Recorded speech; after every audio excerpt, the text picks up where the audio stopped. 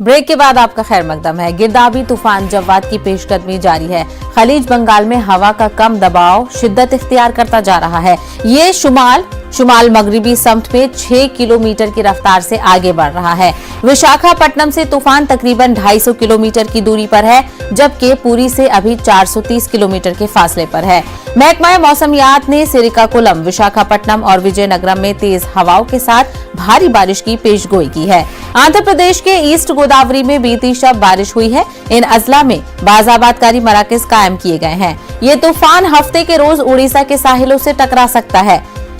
ताउते और यास के बाद ये तीसरा तूफान है जो रवा साल साहिली इलाकों में तबाही मचा सकता है। जवाद के पेश नजर महकमा मौसमियात ने मुल्क भर के लिए अलर्ट जारी कर दिया है। उधर उड़ीसा में भी तूफान के मुमकिना असरात से निपटने के लिए इकदाम किए गए हैं। 19 अजला में तालीमी इदारे आज बंद हैं।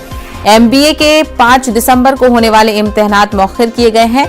UGC, नेट और आज और कल होने वाले इम्तिहानात को भी उड़ीसा, आंध्र प्रदेश और मगरबी बंगाल में मौखिर किया गया है।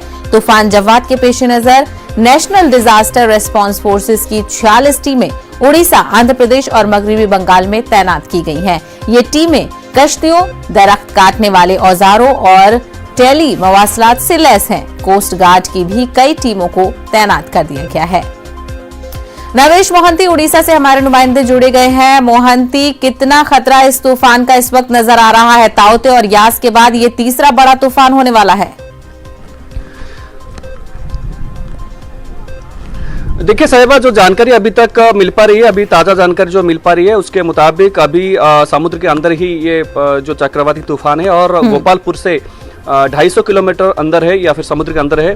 और ये माफ कीजिएगा, विशाखापट्टनम से 250 किलोमीटर अंदर है और गोपालपुर से 360 किलोमीटर और पारादीप से 510 किलोमीटर दूरी पे है।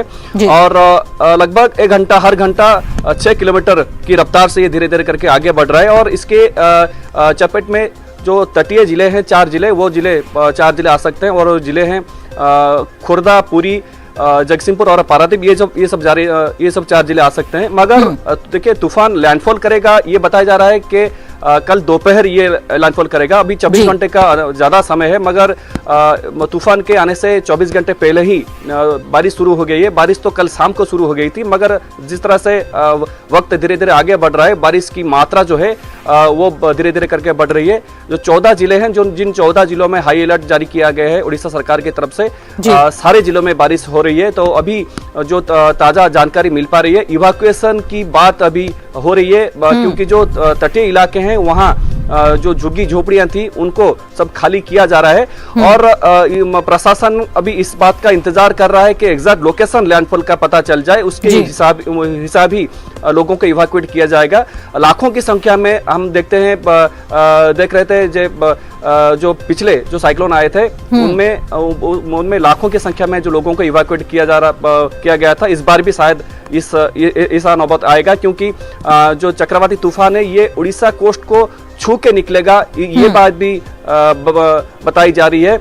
मगर ये आज शायद शाम तक ये पिक्चर क्लियर हो पाएगा एग्जैक्ट लैंडफॉल का लोकेशन क्या है। और इसका मुकाबला करने के लिए NDRF, फायर ब्रिगेड और ODRAF कुल मिलाकर 250 से ज्यादा टीमें फॉर्म की गई हैं और ये टीमें अलग अलग जिलों में सब तैनात है।